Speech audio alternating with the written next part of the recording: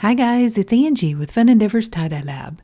Today I'm going to tie a Protractor side fan fold shirt and then I'm going to dye it in the rain.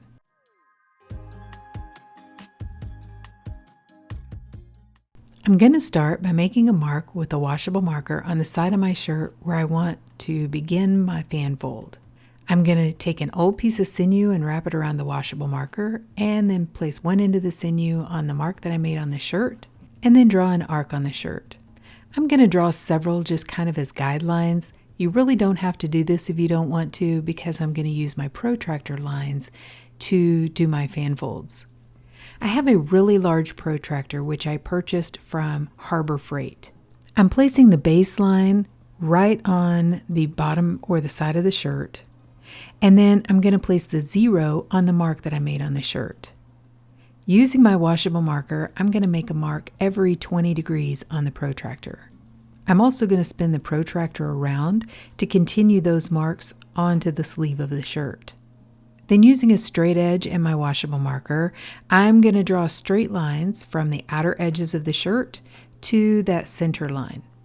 These are the lines that I'm going to use to fan fold the shirt.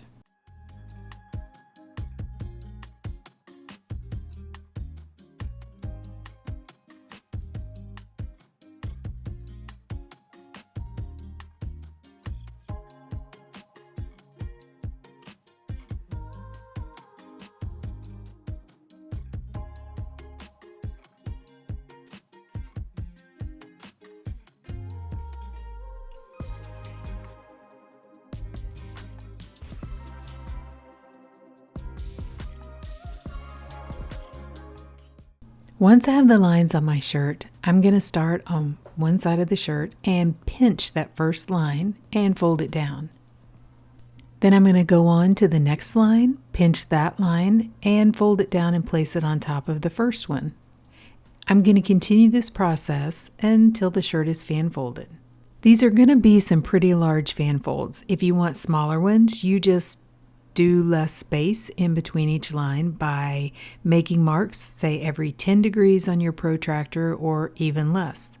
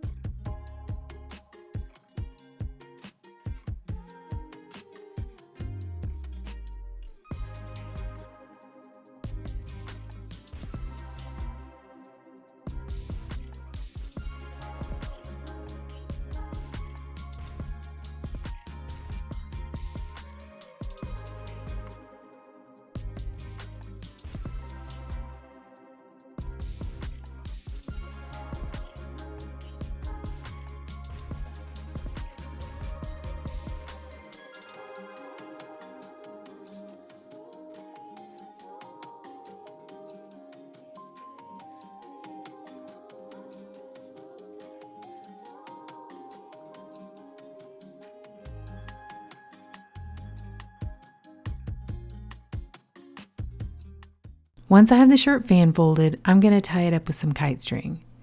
I want to incline rain dye this shirt, so I want to allow the dye to be able to flow freely down the shirt, so I'm choosing to use kite string.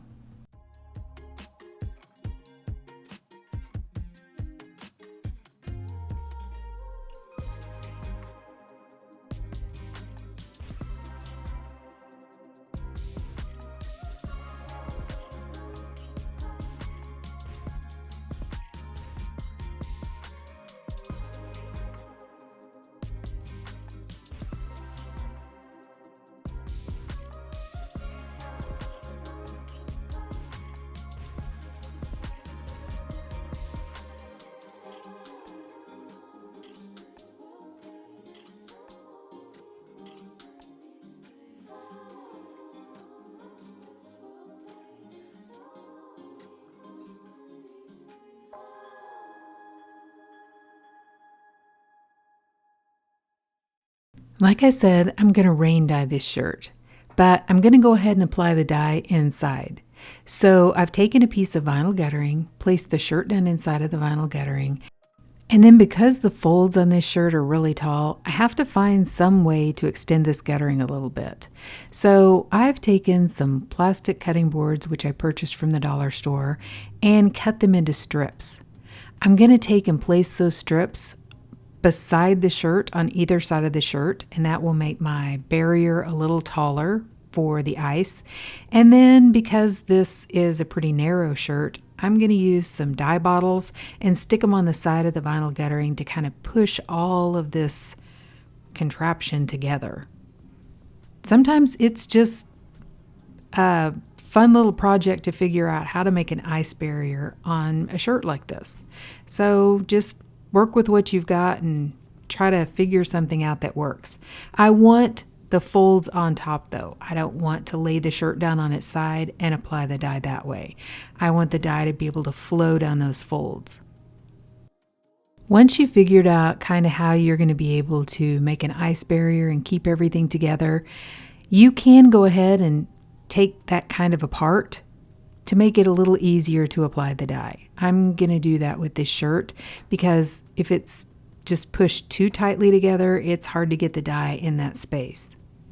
Before I begin applying the dye, I've chosen 6 dye colors, so I'm going to use my washable marker and kind of make myself some guidelines where I want to apply the dye. I'm going to apply 1 dye color to each section, and I'm trying to leave a little bit of white in between the 2 sections to allow the dye some space. So the colors that I'm using for this shirt are Deep Purple from Dharma, Aged Wine from Dye Spin, Plum and Plum Port from Dharma, Imperial Purple from Dharma, and Huckleberry from Dye Spin. And Plum Port is one of the special order Dharma colors. You can usually still get that from Dharma, but you have to order a large quantity. Otherwise, down below this video in the description, I have a link to a Facebook group called Tie-Dye Supplies Marketplace. Usually somebody out in that group has some of these special order colors that they purchased and repackaged down into smaller quantities. Once I have all the dye on the shirt, I'm going to go ahead and place my ice barrier back up next to the shirt and add an additional sprinkle of dry soda ash. So I'm making an ice barrier just to kind of keep this shirt from falling over, like you saw it doing when I was applying the dye. I'm not going to put any ice on this shirt. I'm going to put one end of the guttering down inside of the container to incline it and then take the shirt outside and allow the rain to dye it. It was raining a little bit and then it kind of quit, and then it picked up quite a bit and started raining a lot. I think it rained about 2 inches. The very end of the shirt is kind of sitting down in the muck, which is the runoff from that rain mixed with the dye. I brought the shirt inside, dumped the muck off, and went ahead and allowed the shirt to process for about 48 hours before I rinsed it. So to rinse the shirt, I took it to my utility sink and I began rinsing it in cold water to rinse out the soda ash. Then I warmed the water up to hot and continued rinsing in hot water to try to rinse out the excess dye that didn't bond with the fabric. I also untied the shirt and then decided to just soak the shirt. To do that, I ran some really hot water in my utility sink, added some Blue Dawn dish soap to the water, placed the shirt inside, and allowed it to soak. When the water cooled off, I changed it out, and I continued that soaking process until my water was remaining almost clear. Then I placed the shirt along with some Dharma's Professional Textile Detergent into my washing machine, and I washed it using a hot water cycle.